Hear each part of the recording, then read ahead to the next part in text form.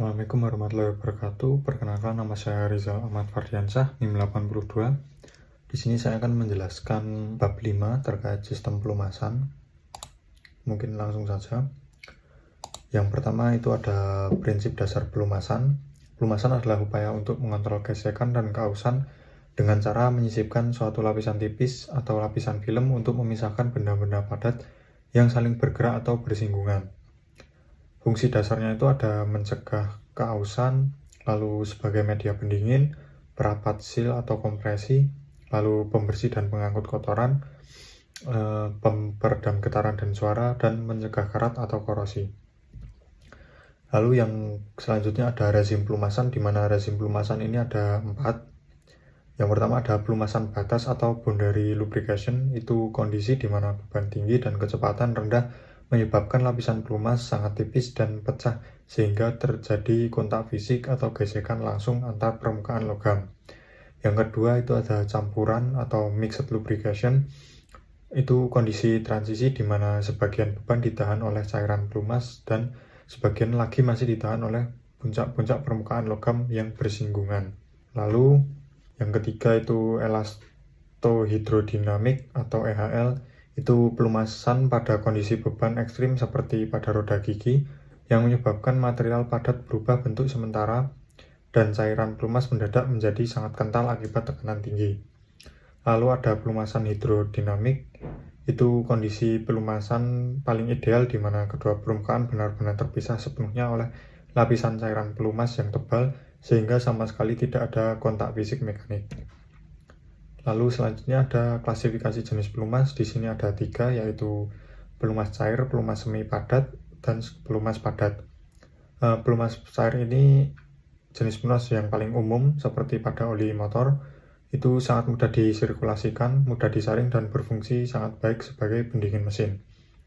Lalu ada pelumas semi padat atau biasanya itu grease, itu pelumas yang sangat kental, campuran oli dan seratnya penebal itu banyak, yang cocok untuk posisi poros vertikal, beban kejut, atau area yang intensitas penggunaannya rendah dan tidak butuh sirkulasi.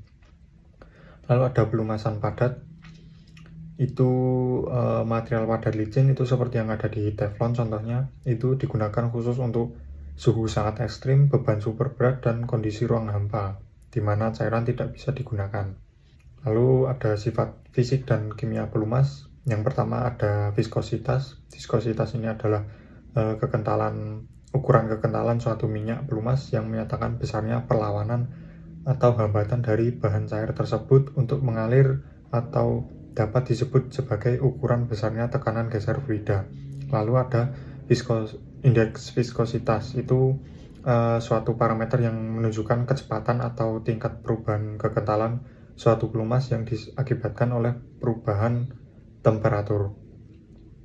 Lalu ada pour point atau titik tuang, itu adalah titik temperatur terendah di mana suatu pelumas masih dapat mengalir dengan leluasa sebelum akhirnya berhenti atau mulai membeku. Lalu ada flash point dan fire point. Itu flash point itu merupakan titik temperatur terendah di mana pelumas dapat menyala sesaat ketika didekatkan dengan sumber api.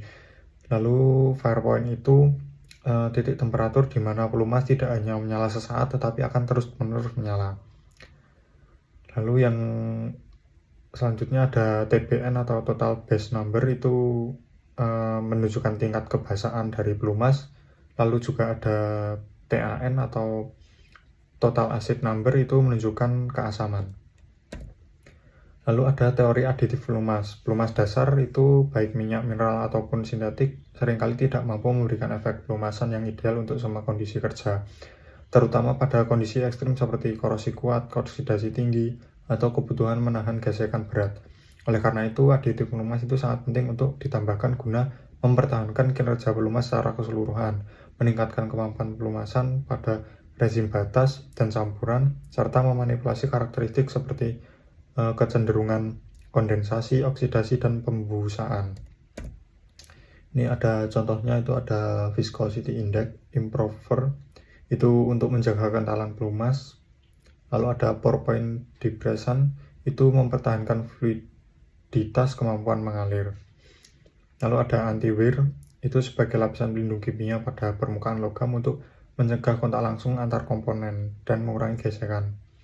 Lalu ada friction modifier, itu untuk meminimalkan gesekan dan menghemat konsumsi energi.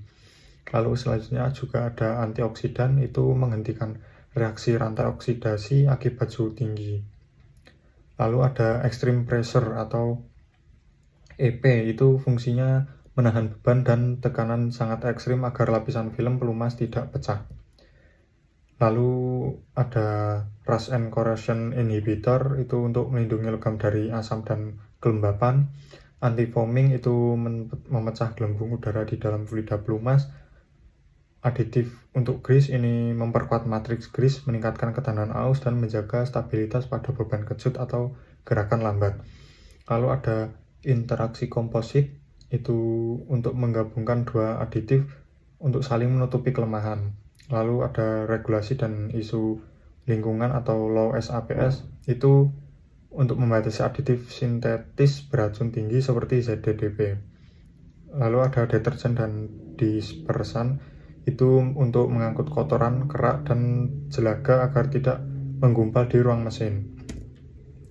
Lalu selanjutnya ada metode pelumasan. Yang pertama ini ada metode habis pakai, itu digunakan satu kali dan tidak disirkulasikan kembali ke dalam sistem. Metode ini biasanya dilakukan secara manual maupun semi otomatis. Dengan contoh aplikasinya pada perangkat pelumas minyak atau oiling device, itu mencakup penggunaan alat seperti pelumas tetes, wig dan pad oilers, botol pelumas, hingga pelumas pesan melalui semprotan udara. Lalu ada aplikasi grease atau manual, itu pengaplikasian pelumas semi padat menggunakan tangan atau alat bantu seperti grease gun untuk titik pelumasan tertentu yang tidak membutuhkan sirkulasi pelumas cair. Lalu ada sistem pelumasan penggunaan kembali atau reuse method, di mana sistem ini berfungsi untuk menampung dan mensirkulasikan kembali minyak pelumas secara terus-menerus ke dalam elemen mesin. Dalam aplikasinya, sistem ini terbagi menjadi dua jenis utama, yaitu ada sistem pelumasan kering.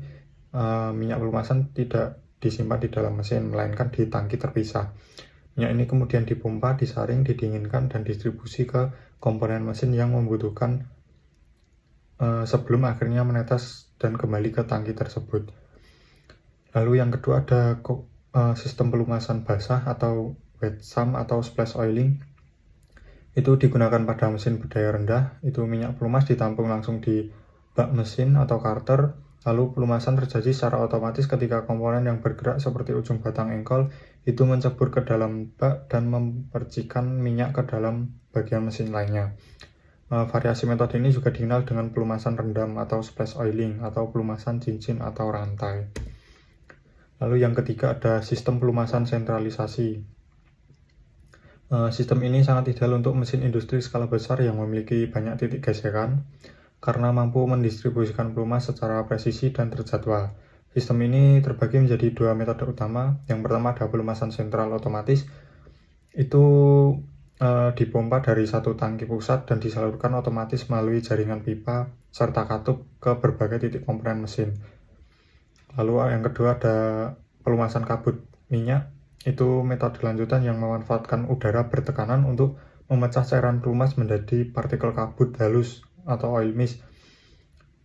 Kabut minyak ini kemudian dialirkan melalui pipa yang sangat efektif untuk melumasi sekaligus mendinginkan komponen yang berputar pada kecepatan tinggi seperti bearing.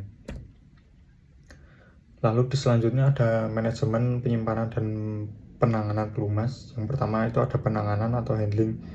Itu cakupan produknya ada penanganan mencakup produk kemasan, drum atau botol, maupun produk curah yang didistribusikan melalui truk tangki, kargo, atau gerbong tangki.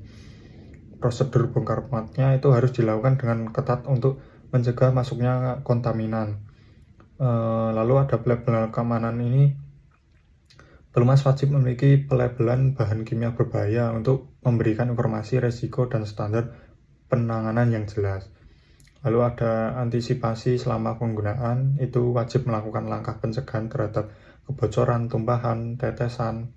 Lalu ada pencegahan kontaminasi silang, itu wadahnya harus dibedakan secara tegas agar tidak terjadi pencampuran antara dua jenis pelumas dengan spesifikasi yang berbeda.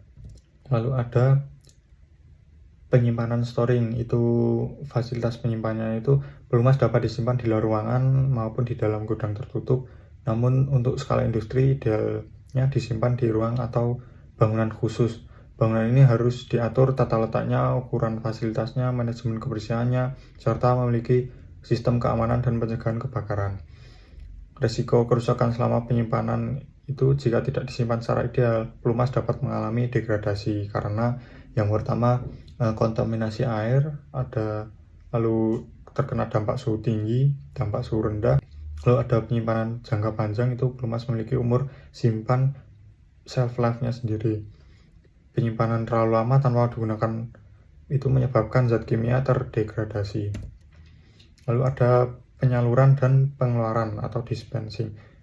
Proses pengisian dari ruang penyimpanan ke dalam mesin merupakan titik paling kritis untuk masuknya kontaminan. Peralatan penyaluran di dalam oil hose itu meliputi penggunaan keran, pompa transfer, pengisi pistol gemuk, dan tangki high boys. Lalu ada peralatan pemindahan ke area mesin, itu pemindahan harus higienis menggunakan wadah pelumas khusus, dispenser portable, peralatan gemuk portable, serta gerobak atau kereta pelumas. Lalu ada sistem penyaluran modern, itu fasilitas industri modern itu menggunakan sistem penyaluran tertutup dan sistem sentralisasi agar pelumas sama sekali tidak terpapar udara kotor di lingkungan pabrik. Lalu ada penanganan akhir, pada akhir siklusnya itu minyak bekas atau waste oil harus dikumpulkan di sistem penampungan dan dibuang sesuai dengan standar kelestarian lingkungan. Mungkin sekian dari presentasi bab 5 saya. Wassalamualaikum warahmatullahi wabarakatuh.